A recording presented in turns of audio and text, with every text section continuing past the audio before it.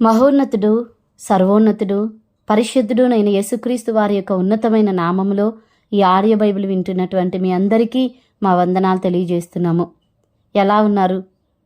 మేము దేవుని యొక్క కృపను బట్టి సజీలకులో ఉండి ఈ వాక్యాన్ని చదవడానికి దేవుడు ఎంతగానో కృప చూపించారు. మీరు కూడా వినడానికి దేవుడు క్షేమంనిచ్చి సజీలకులో నిలబెట్టినందుకై దేవునికే మహిమ, కీర్తి, ప్రభావం చెల్లిస్తున్నాము. ఈ దినం 83వ రోజు దేవుని యొక్క వాక్యాన్ని చదువుకుందాం. చదవడానికి ముందుగా దయచేసి అందరూ సబ్స్క్రైబ్ చేసి, లైక్ చేసి, షేర్ చేయవలసిందిగా ప్రభు పేరట మీకు మనవి చేసుకుంటున్నాం. దేవుడు మనలందరినీ దీవించును గాక. ఆమేన్. 1 సమూయేలు 13వ అధ్యాయము. సౌలు 30 ఏండ్ల వాడై ఏలనారంభించెను. అతడు 2 సంవత్సరములు ఇశ్రాయేలీలను ఏలెను. ఇశ్రాయేలీలలో 3000 మందిని ఏర్పరచుకొనెను. వీరిలో 2000 మంది మిక్మషులోను బేతేలు కొండలోను సౌలు నొద్ద నుండిరి. 1000 మంది బెన్యామీనీల గిబియాలో యోనాతాను నొద్ద నుండిరి. మిగిలిన వారిని అతడు వారి వారి డేరాలకు పంపివేశను. యోనాతాను గెబాలోనున్న ఫిలిస్తీల దండును హతము చేయగా ఆ సంగతి ఫిలిస్తీలకు వినబడెను. మరియు దేశమంతటా హెబ్రీయులు వినవలనని సౌలు బాకా ఊదించెను. సౌలు ఫిలిస్తీల దండును హతము చేసినందున ఇశ్రాయేలీలు ఫిలిస్తీలకు హేయులైరని ఇశ్రాయేలీలకు వినబడగా జనులు గిల్గాలులో సౌలు నొద్దకు కూడివచ్చిరి.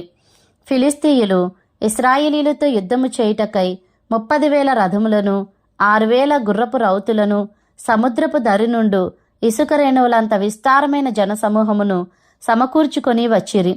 వీరు బయలుదేరి బేతావేను తూర్పు దిక్కున మిక్మషులో దిగిరి.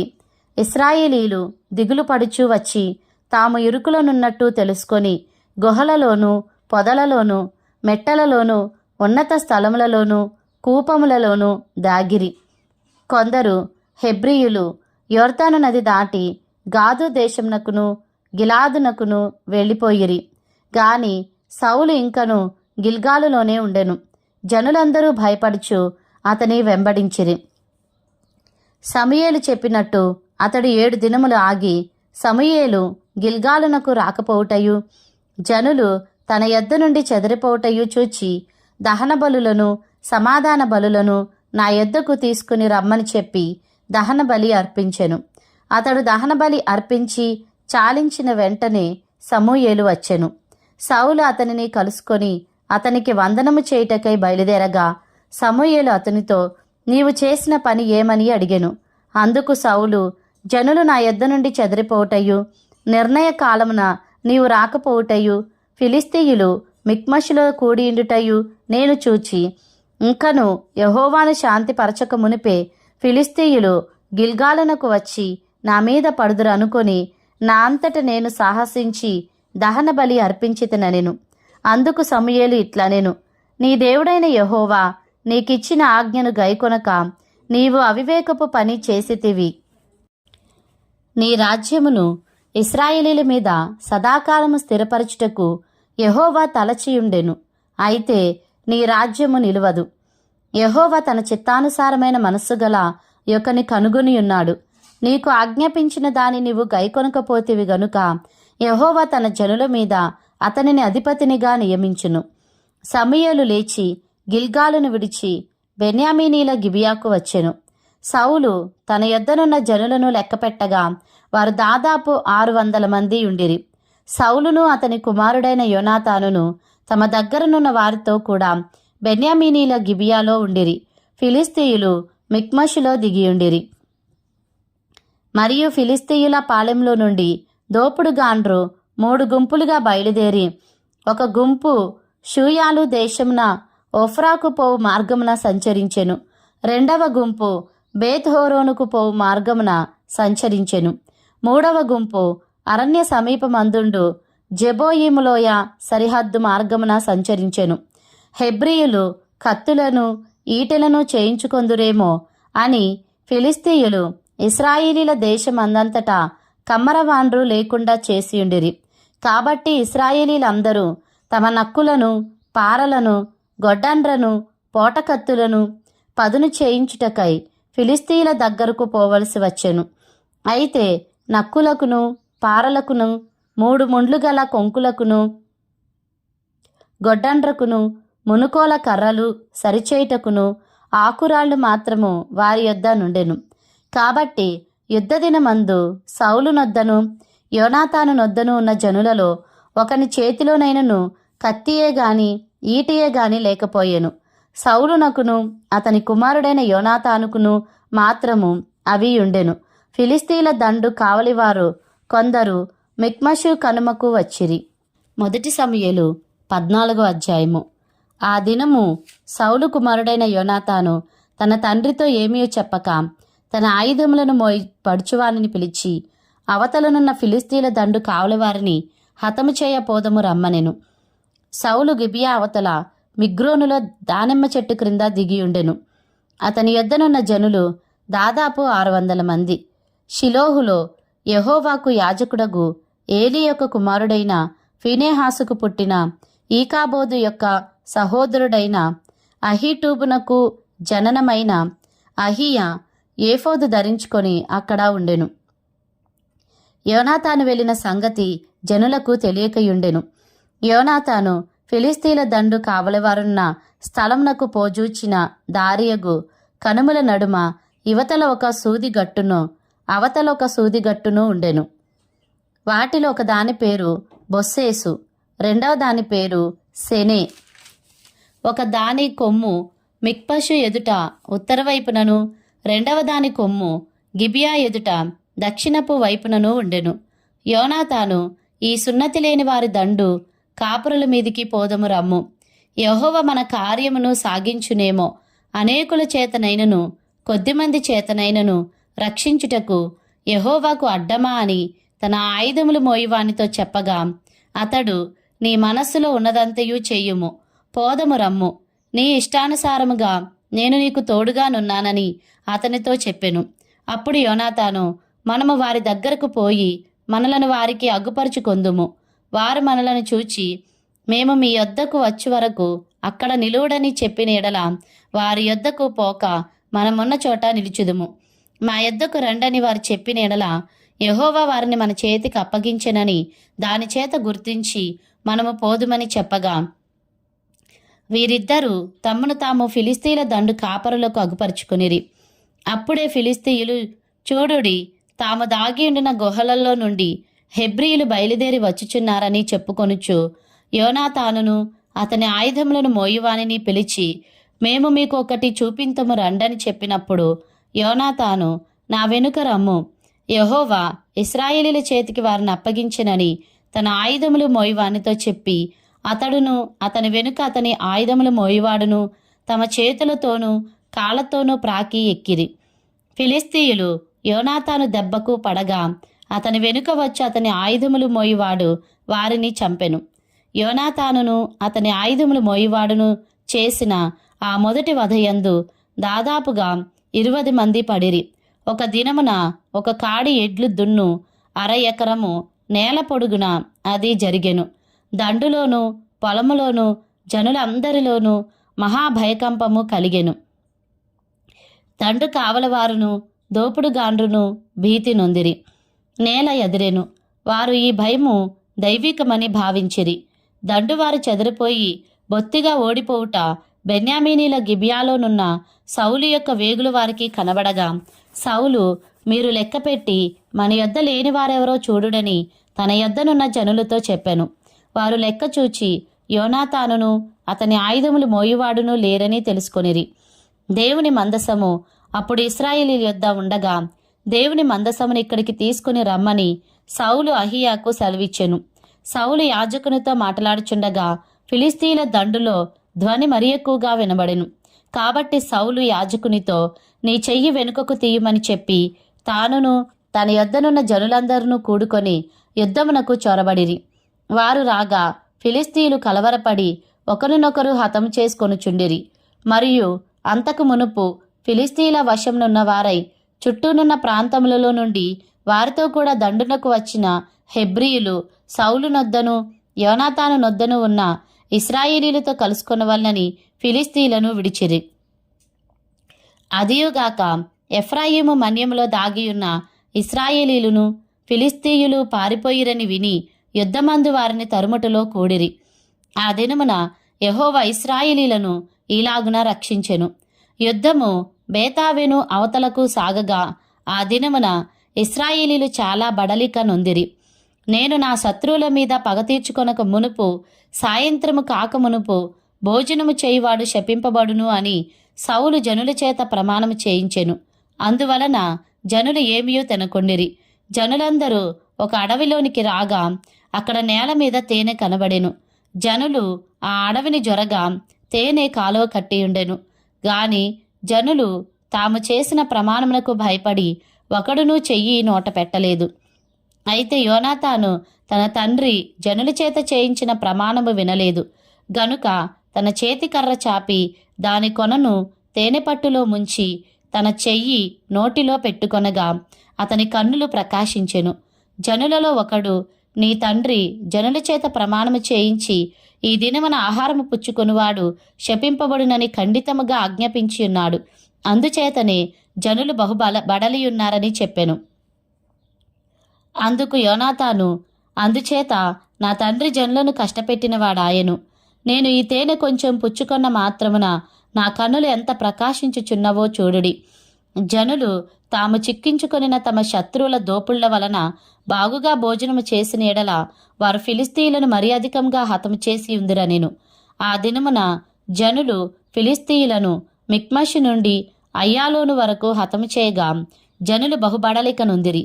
జనులు దోపుడి మీద ఎగబడి గొర్రెలను ఎడ్లను పెయ్యలను తీసుకొని నేల మీద వాటిని వధించి రక్తముతోనే భక్షించినందున జనులు రక్తముతోనే తిని యెహోవా దృష్టికి పాపము చేయుచున్నారని కొందరు సౌలునకు తెలియజేయగా అతడు, మీరు విశ్వాసఘాతకులైతిరి.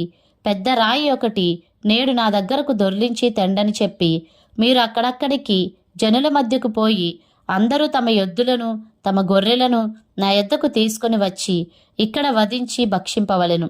రక్తముతో మాంసము తిని యెహోవా దృష్టికి పాపము చేయకూడని వారితో చెప్పుడని కొందరిని పంపెను.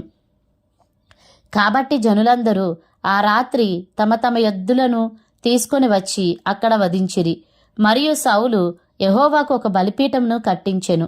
యెహోవాకు అతడు కట్టించిన మొదటి బలిపీఠము అదే. అంతటా మనము రాత్రియందు ఫిలిస్తీయులను తరిమి తెల్లవారు వరకు వారిని కలతపెట్టి శేషించువాడొకడునూ లేకుండా చేతము రండని సౌలు ఆజ్ఞ ఇయ్యగా జనులు, నీ దృష్టికి ఏది మంచిదో అది చేయుమనిరి. అంతటా సౌలు, యాజకుడు ఇక్కడనే ఉన్నాడు, దేవుని యొద్ద విచారణ చేయుదము రండని చెప్పి సౌలు ఫిలిస్తీయుల వెనుక నేను దిగిపోయిన ఎడల నీవు ఇశ్రాయేలీల చేతికి వారిని అప్పగింతువా అని దేవుని యొద్ద విచారణ చేయగా ఆ దినమున ఆయన అతనికి ప్రత్యుత్తరమియ్యకయుండెను. అందువలన సౌలు, జనులలో పెద్దలు నా యొద్దకు వచ్చి నేడు ఎవరి వలన ఈ పాపము కలిగినో అది విచారింపవలెను. నా కుమారుడైన యోనాతాను వలన కలిగినను వాడు తప్పక మరణమవునని ఇశ్రాయేలీలను రక్షించు యెహోవా జీవము తోడని నేను ప్రమాణము చేయుచున్నానెను. అయితే జనులందరిలో అతనికి ప్రత్యుత్తరమిచ్చిన వాడు ఒకడునూ లేకపోయెను. మీరు ఒక తట్టునను నేనును నా కుమారుడగు యోనాతానును ఒక తట్టునను ఉండవలనని అతడు జనులందరితో చెప్పగా జనులు, నీ దృష్టికి ఏది మంచిదో అది చెయ్యమని సౌలుతో చెప్పిరి.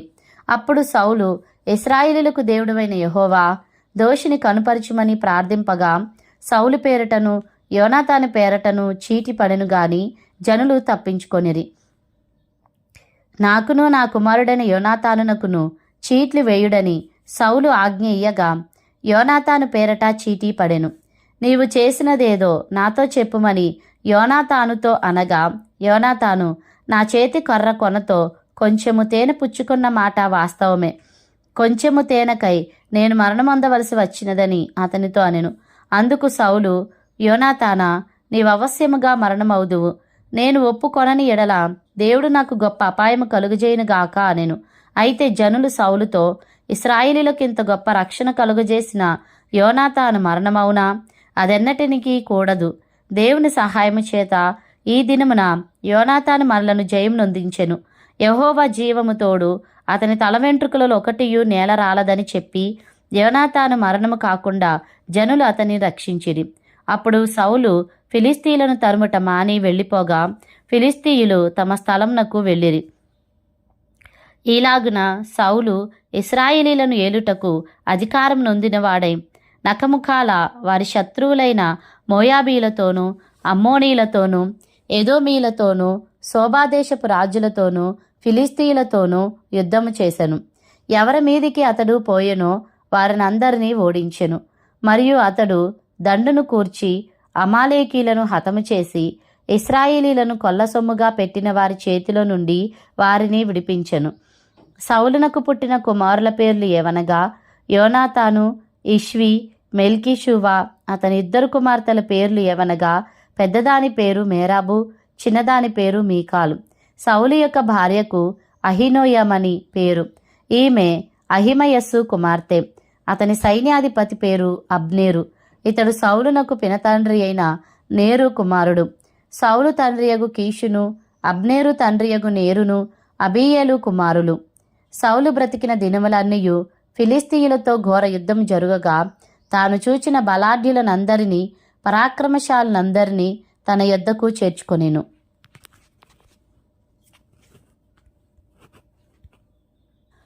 మొదటి సమూయేలు 15వ అధ్యాయము. ఒకానొక దినమున సమూయేలు సౌలును పిలిచి, యెహోవా ఇశ్రాయేలీయులకు తన జనుల మీద నిన్ను రాజుగా అభిషేకించుటకై నన్ను పంపెను. యెహోవా మాట వినుము. సైన్యములకు అధిపతి యెహోవా సెలవిచ్చినదేమనగా, అమాలేకీయులు ఇశ్రాయేలీయులకు చేసినది నాకు జ్ఞాపకమే. వారు ఐగుప్తులో నుండి రాగానే అమాలేకీయులు వారికి విరోధులై మార్గమందు వారి మీదికి వచ్చిరి గదా.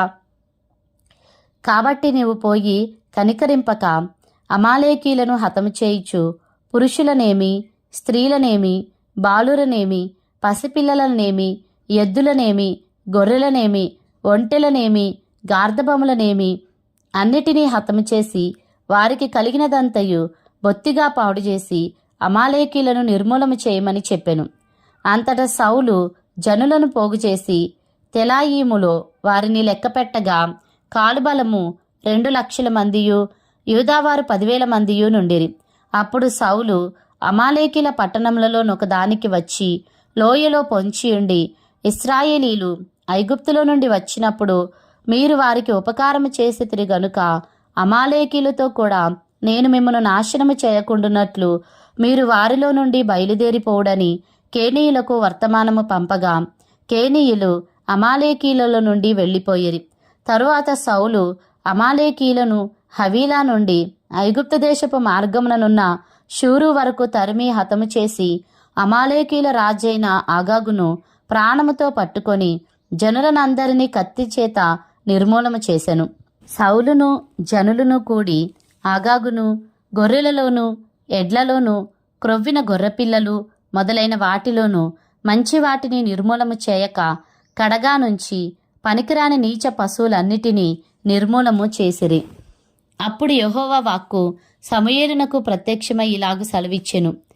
సౌలు నన్ను అనుసరింపక వెనుక తీసి నా ఆజ్ఞలను గైకొనకపోయెను గనుక అతనిని రాజుగా నిర్ణయించినందుకు నేను పశ్చాత్తాపపడుచున్నాను. అందుకు సమూయేలు కోపావేశుడై రాత్రి అంతా యెహోవాకు మొరపెట్టుచుండెను. ఉదయమున సమూయేలు లేచి సౌలును ఎదుర్కొనుటకు పోగా సౌలు కర్మెలునకు వచ్చి అక్కడ జయసూచకమైన శిలను నిలిపి తిరిగి గిల్గాలునకు పోయిన సమాచారము వినెను. తరువాత అతడు సౌలునొద్దకు రాగా సౌలు, యెహోవా వలన నీకు ఆశీర్వాదము కలుగునుగాక, యెహోవా ఆజ్ఞను నేను నెరవేర్చితిననగా సమూయేలు, అలాగైతే నాకు వినబడుచున్న గొర్రెల అరుపులను ఎడ్ల రంకెలను ఎక్కడివి అని అడిగెను. అందుకు సౌలు, అమాలేకీల యొద్ద నుండి జనులు వీటిని తీసుకొని వచ్చిరి. నీ దేవుడైన యెహోవాకు బలులు నర్పించుటకు జనులు గొర్రెలలోను ఎడ్లలోను మంచి వాటిని ఉండనిచ్చిరి. మిగిలిన వాటినన్నిటినీ మేము నిర్మూలము చేసితిమనగా సమూయేలు, నీవు మాటలాడా పనిలేదు. యెహోవా రాత్రి నాతో సెలవిచ్చిన మాట నీకు తెలియజేతును వినుమని సౌలుతో అనగా సౌలు చెప్పుమనెను. అందుకు సమూయేలు, నీ దృష్టికి నీవు అల్పుడుగా ఉన్నప్పుడు ఇశ్రాయేలీల గోత్రములకు శిరస్సువైతివి. యెహోవా నిన్ను ఇశ్రాయేలు మీద రాజుగా అభిషేకించెను. మరియు యెహోవా నిన్ను సాగనంపి నీవు పోయి పాపాత్ములైన అమాలేకీలను నిర్మూలము చేయుము, వారు లయమగు వరకు వారితో యుద్ధము చేయమని సెలవీయగా, నీవు ఎందుచేత యెహోవా మాట వినక దోపుడు మీద ఎగబడి ఆయన దృష్టికి కీడు చేసితివనెను. అందుకు సౌలు, ఆ మాట అనవద్దు, నేను యెహోవా మాట విని యెహోవా నన్ను పంపిన మార్గమున పోయి అమాలేకీల రాజైన ఆగాగును తీసుకుని వచ్చి తిని, కాని అమాలేకీలను నిర్మూలము చేసి తిని. అయితే గిల్గాలులో నీ దేవుడైన యెహోవాకు బలి అర్పించుటకై జనులు శపితములగు గొర్రెలలోనూ ఎడ్లలోనూ ముఖ్యమైన వాటిని తీసుకుని వచ్చిరని సమూయేలుతో చెప్పెను. అందుకు సమూయేలు తాను సెలవిచ్చిన ఆజ్ఞను ఒకడు గైకొనుట వలన యెహోవా సంతోషించున్నట్లు ఒకడు దహన బలులను అర్పించుట వలన ఆయన సంతోషించునా? ఆలోచించుము. బలులు అర్పించుట కంటే ఆజ్ఞను గైకొనుటయు, పొట్టేళ్ల క్రొవ్వు అర్పించుట కంటే మాట వినుటయు శ్రేష్టము. తిరుగుబాటు చేయుట సోదె చెప్పుటయను పాపముతో సమానము. మూర్ఖతను అగపరచుట మాయా విగ్రహము గృహదేవతలను పూజించుటతో సమానము. యెహోవా ఆజ్ఞ నీవు విసర్జించితివి గనుక నీవు రాజుగా ఉండకుండా ఆయన నిన్ను విసర్జించిననగా, సౌలు జనులకు జడిసి వారి మాట వినినందున నేను యెహోవా ఆజ్ఞను నీ మాటలను మీరి పాపము తెచ్చుకొంటిని. కాబట్టి నీవు నా పాపమును పరిహరించి నేను యెహోవాకు మ్రొక్కునట్లు నాతో కూడా తిరిగి రమ్మని సమూయేలును వేడుకొనెను. అందుకు సమూయేలు, నీతో కూడా నేను తిరిగి రాను. నీవు యెహోవా ఆజ్ఞను విసర్జించితివి గనుక ఇశ్రాయేలీల మీద రాజుగా ఉండకుండా యెహోవా నిన్ను విసర్జించినని చెప్పి వెళ్ళిపోవాలని తిరుగగా, సౌలు అతని దుప్పటి చెంగు పట్టుకొనినందున అది చినిగెను. అప్పుడు సమూయేలు అతనితో ఇట్లనెను, నేడు యెహోవా ఇశ్రాయేలీల రాజ్యమును నీ చేతిలో నుండి లాగివేసి నీకంటే ఉత్తముడైన నీ పొరుగువానికి దానిని అప్పగించి ఉన్నాడు. మరియు ఇశ్రాయేలీలకు ఆధారమైన వాడు నరుడు కాడు, ఆయన అబద్ధమాడడు, పశ్చాత్తాపపడడు.